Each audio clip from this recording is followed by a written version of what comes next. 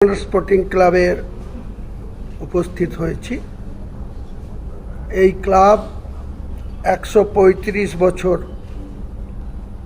বয়স 2026-এ। 1 ঘন্টা আগে অবধি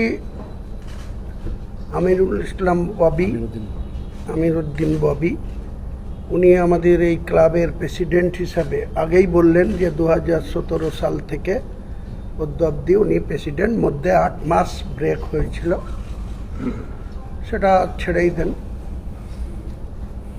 ক্লাব একটা এমন জিনিস, কেউ একা বা কোনো 2-4 জন ব্যক্তি ক্লাবকে তার গতিপথ আগিয়ে নিয়ে যেতে পারবে না।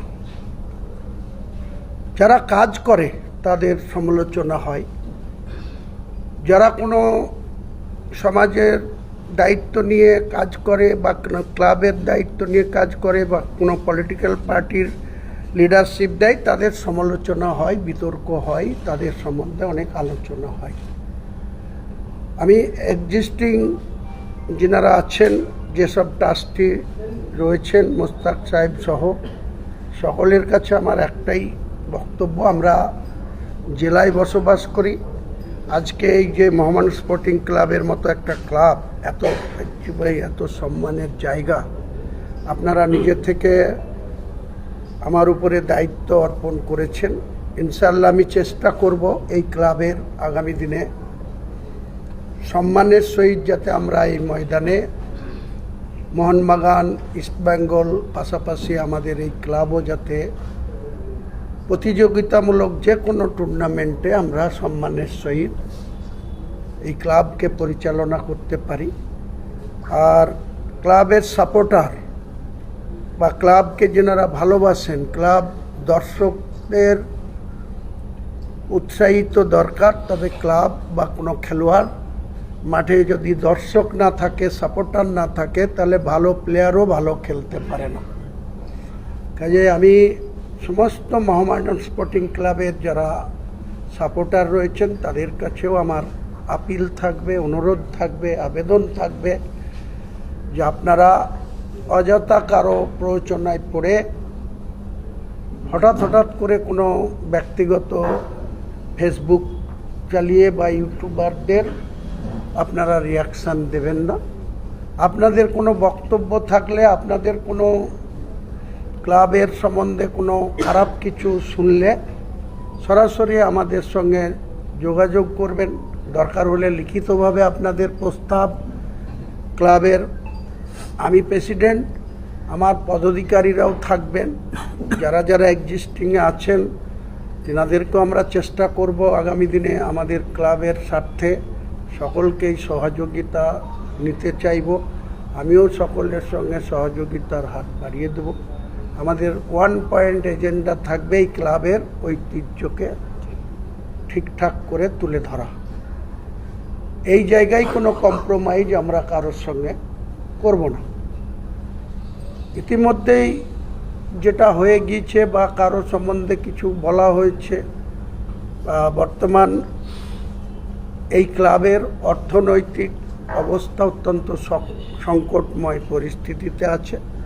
আমাদের আগামী 25 তারিখ থেকে লিগে অংশগ্রহণ করতে হলে ইমিডিয়েটলি বেশ কিছু ফান্ডিংয়ের দরকার। আমি আজকে দায়িত্বভার নেওয়ার আগেও 2-4 দিন ধরে এটা নিয়ে অনেক আলোচনা করেছি, অনেকের সঙ্গে যোগাযোগ করেছি, অনেকের সঙ্গে আমি এই ক্লাবের আর্থিক সাহায্যের জন্য আলোচনার মধ্যে আছি। আশা করছি যে সংকটময় আর্থিক সংকটের যে বিষয়টি আছে, আমি পেপারসে আমাদের 1 ঘন্টা আগেও যিনি প্রেসিডেন্ট আমাদের পুরো বই সিগনেচার করে, রেজুলিউশন করে আমাকে যে প্রেসিডেন্ট হিসেবে ওনারা গ্রহণ করেছেন তার জন্য সকলের কাছে আমি কৃতজ্ঞ, দায়বদ্ধ। আর তেনাদেরকে অভিনন্দন জানাচ্ছি, সালাম জানাচ্ছি, আদাব জানাচ্ছি, নমস্কার জানাচ্ছি।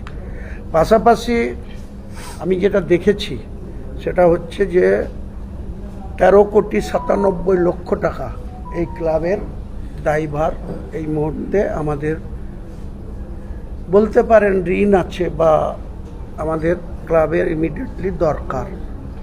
তো সেটা পুরোপুরি হয়তো 1 মাসের মধ্যেই সম্ভব না, কিন্তু যত তাড়াতাড়ি সম্ভব 1 উইক বা 2 উইকের মধ্যে আমরা 50% ফান্ডিং আমরা জোগাড় করে, যাতে আমরা ইমিডিয়েটলি প্লেয়ারদের যে পেমেন্ট ডিউ আছে বা যে সমস্ত ইমিডিয়েট সমস্যা রয়েছে সেই সমস্যাগুলো আমরা সমাধান করব এবং আশা করছি মোহামেডান স্পোর্টিং ক্লাব আগামী লিগে তারা অংশগ্রহণ করব আমরা। এবং আমাদের সমস্ত ক্লাবের হিতাকাঙ্ক্ষী যারা ক্লাবকে ভালোবাসেন, যারা ক্লাবের ফুটবলকে ভালোবাসেন, অন্যান্য টুর্নামেন্টকে ভালোবাসেন, তাদের কাছে আমার আবেদন থাকবে, আপনারা কোনো ব্যক্তির প্ররোচনায় পা দিয়ে ক্লাবের সম্মান নিয়ে বা কোনো ব্যক্তিকে আক্রমণ করে কোনো কিছু বলবেন না। যদি কারো সম্বন্ধে কোনো কিছু আপনাদের বক্তব্য থাকে, আপনারা নিশ্চয়ই আপনাদের লিখিত আকারে আমাদের ক্লাব যারাই অফিস সেক্রেটারি থাকবে, আমাদের ক্লাবের ট্রেজারার থাকবে, আমাদের ক্লাবের যারাই কমিটিতে থাকবে, বর্ধিত কমিটিতে থাকবে, এখন যেটা আছে থাকলো, আমরা নেক্সট টাইম আবার একটা মিটিং ডেকে কে থাকছে কে থাকছে না, কার চেঞ্জিং হচ্ছে কি হচ্ছে, আমরা সমস্তটাই ক্লাবের সাপোর্টারদের, ক্লাবের যারা স্থায়ী মেম্বার বা যারা ইনভাইটি সদস্য, যারা ইলেক্টেড বা সিলেক্টেড যারাই আছেন, সকলকেই সম্মানের সহিত আমরা সেটা অবগত করব। আমার একার পক্ষে ওনাদের সহযোগিতা ছাড়া, সাপোর্টারদের সহযোগিতা ছাড়া, সকলের সাহায্য ছাড়া এত বড় একটা প্রতিষ্ঠানকে এগিয়ে নিয়ে যাওয়া সম্ভব না। আমি আমার যে অভিজ্ঞতা, পলিটিক্সের যে অভিজ্ঞতা, আমার ব্যক্তিগত বিজনেসের যে অভিজ্ঞতা, একটা বাংলায় প্রবাদ বাক্য আছে, ইচ্ছা থাকলে উপায় হয়। আর ইংরেজিতে একটা শব্দ আছে, no risk the no gain.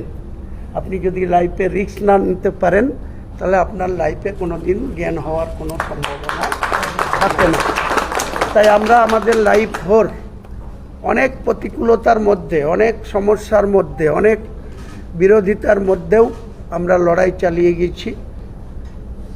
100% হয়নি, কিন্তু 95% সাকসেস উপরওয়ালা আমাদের এনে দিয়েছে। আশা করি মোহামেডান স্পোর্টিং ক্লাবও আগামী দিনে সেই 95% সাকসেসের জায়গায় আসবে। সাংবাদিক বন্ধুদেরও আমি বলবো, আপনাদের মাধ্যমে যদি কেউ কিছু ক্লাবের সম্বন্ধে কোনো অভিযোগ করে, আমাদের সঙ্গে কথা না বলে আপনারা সেটাও কোনো পাবলিকের কাছে পেড করবেন না বা আপনাদের চ্যানেল থেকে ছেড়ে দেবেন না। নিশ্চয়ই কোয়ারিজ করবেন, ক্রস চেক করবেন, তারপরে আপনারা সেটা সংবাদ হিসাবে পরিবেশন করবেন। এটাই আমার বলা। আপনাদের কোনো কোশ্চেন থাকলে